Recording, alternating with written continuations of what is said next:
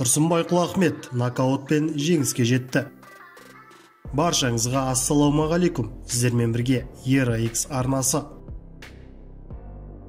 Бокстан әлем чемпионатының 2 дүркін күміс жүлдегері Қамшыбек Қоңқабаев бокстан айба жастар арасындағы әлем чемпионатының елшісі болып тағайындалды.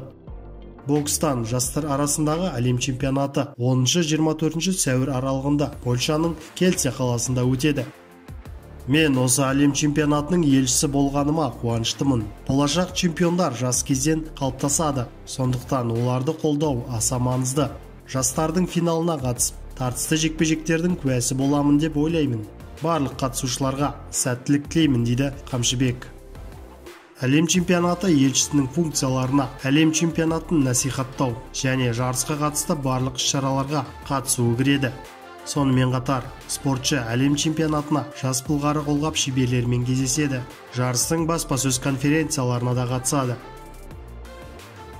Фируза Шарипова техникалық нокаутпен жеңіске жетті. Қазан қаласында қазақстандық Фируза Шарипова мен ресейлік Юлия Чернобородова арасындағы жекпе-жек өтті. 6 раундқа жоспарланған жекпе-жек 4-ші кезеңде аяқталды. Фируза кездесу басталысымен белсенді жұдырықтасты. 4-ші раундта Шарипова қарсыласын нокдаунға түсірді.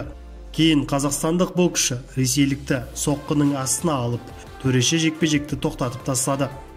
Осылайша Фируза техникалық нокаутпен жеңіске жетті. Фирузаның еншісінде кәсіпқой рингте 13 жеңіс бар.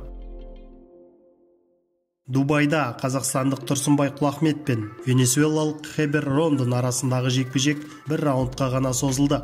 Тұрсынбай Құлахмет алдымен қарсыласын нокдаунға түсірген, бірақ көп ұзамай нокаут тіркелді. Осылайша Құлахметтің еншісінде 3 жеңіс бар, ал Рондон 20 жеңісінен кейін алғаш рет жеңіліп отыр. Сондай-ақ қазақстандық боксшы бірінші орта салмақта WBC интернационал титулын қорғап қалды. Шетелдік бақ Тұрсынбай Құлахметтің соққысын жыл нокауты деп атады.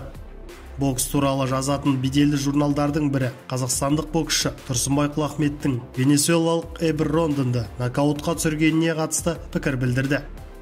Жекпе-жектің 1-ші минутында Құлахмет қарсыласының иегінен соққы жасады.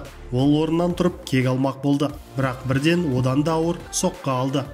Венесуэлалық боксшы бірден жатып қалды.